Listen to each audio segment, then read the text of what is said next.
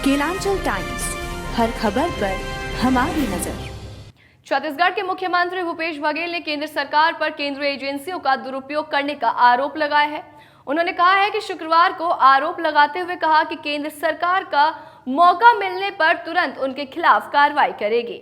आगे बोले कि उन्हें मुझे गिरफ्तार करने का कोई मौका नहीं मिल रहा है, नहीं तो क्या वे मुझे छोड़ने वाले हैं। वे अपनी शक्तियों का दुरुपयोग कर रहे हैं। ईडी ने हाल ही में भूपेश बघेल के करीबियों के घर छापेमारी की थी। सीएम ने हाल के दिनों में ईडी द्वारा की गई कार्रवाई को साजिश का हिस्सा करार देते हुए कहा कि उनके यानी कि भाजपा के पास जनता को आकर्षित करने के लिए कोई कार्यक्रम या कोई योजना नहीं बची है, इसलिए वे लगातार राज्य सरकार को बदनाम करने की कोशिश कर रहे हैं। सीएम ने भाजपा का जिक्र करते हुए कहा कि वे अब लड़ने में सक्षम नहीं हैं। 15 साल तक सत्ता में रहने के कारण उन्हें विशेषाधिकारों का लाभ उठाने की आदत हो गई है और अब वे लड़ने के लिए राज्य में नहीं हैं। इसलिए वे सरकार को बदनाम करने में लगे हुए हैं और अभी तक कुछ भी साबित नहीं कर पाए हैं। सीएम ने कहा कि वे सत्ता हासिल करने के लिए इतने नीचे गिर गए हैं कि वे किसानों के वित्तीय नुकसान के बारे में भी नहीं सोच रहे हैं।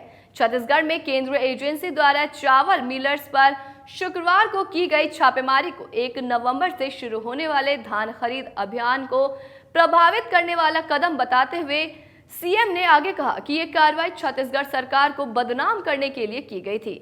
मतदान की तारीखों की घोषणा के साथ ही आदर्श आचार संहिता लागू हो गई है। 5 राज्यों के चुनाव महत्वपूर्ण है क्योंकि ये अगले साल अप्रैल मई में लोकसभा चुनाव से कुछ महीने पहले हो रहे हैं।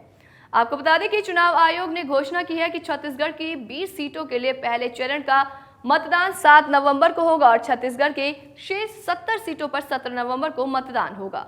सभी राज्यों में वोटों की गिनती 3 दिसंबर को होगी। 5 राज्यों में से छत्तीसगढ़ में 2 चरणों में मतदान होगा।